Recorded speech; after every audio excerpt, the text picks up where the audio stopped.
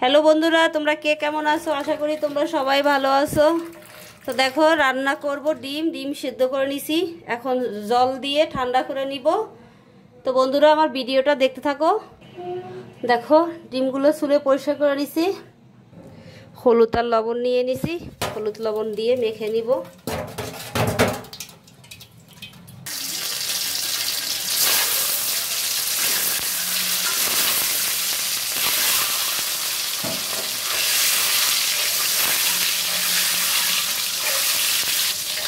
ডিম ভাজা হয়ে গেছে, ডিমগুলো তুলে নিব।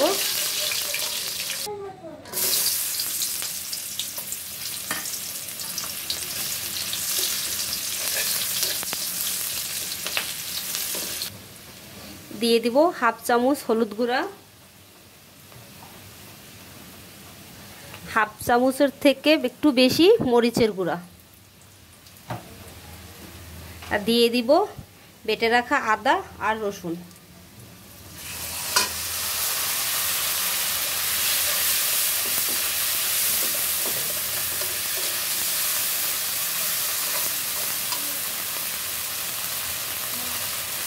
বাটিটা ধুয়ে একটু জল দিয়ে দিলাম।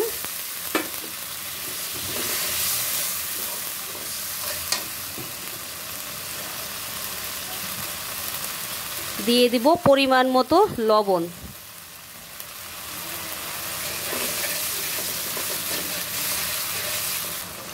দেখো, মশলাটা কষানো হচ্ছে। আমি দিয়ে দিব কয়েক টুকরো দারচিনি আর দিয়ে দিব কাঁচামরিচ।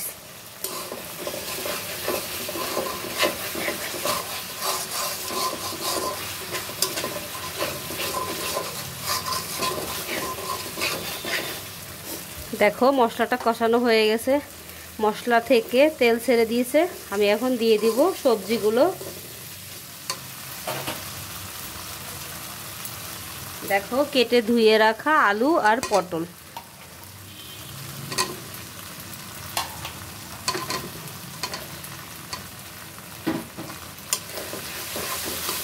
বন্ধুরা, আলু আর পটলটা ভেজে নেওয়া যেত। আমি আসলে আলু আর পটল না ভেজেই রান্না করতেছি কষিয়ে। তোমরা আলু আর পটলটাকে সুন্দর করে ভেজেও নিতে পারো।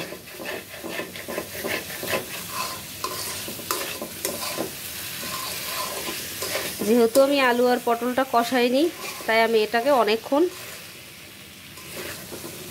কষিয়ে নিব। সরি, আলু আর পটলটা যেহেতু ভেজে নিইনি, তাই আলু আর পটলটা অনেকক্ষণ কষিয়ে নিব।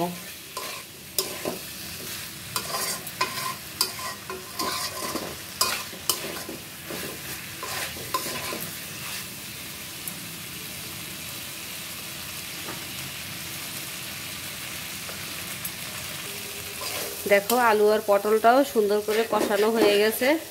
আমি এখন পরিমাণ মতো জল দিয়ে দিব।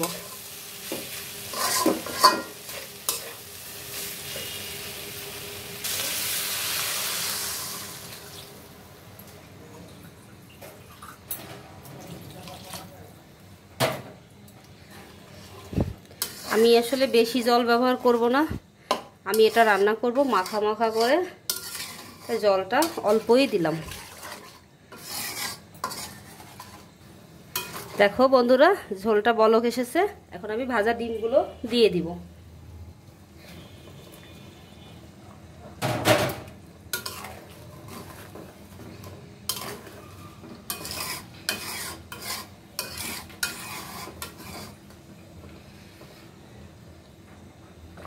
বন্ধুরা দেখো, দিয়ে দিব ভাজা জিরার গুঁড়া,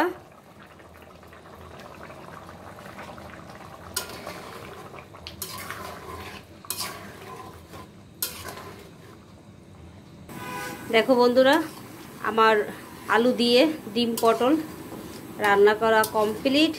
তো বন্ধুরা, আমার এই রান্নার ভিডিওটা যদি তোমাদের একটুকু ভালো লাগে, তো আমার ভিডিওটা দেখো, লাইক কমেন্ট শেয়ার করো প্লিজ। আমার পাশে থেকো, আমার চ্যানেলকে সাপোর্ট করো। তো বন্ধুরা, দেখা হবে নতুন কোনো অন্য ভিডিও নিয়ে। ততক্ষণ তোমরা ভালো থেকো, সুস্থ থেকো। বাই।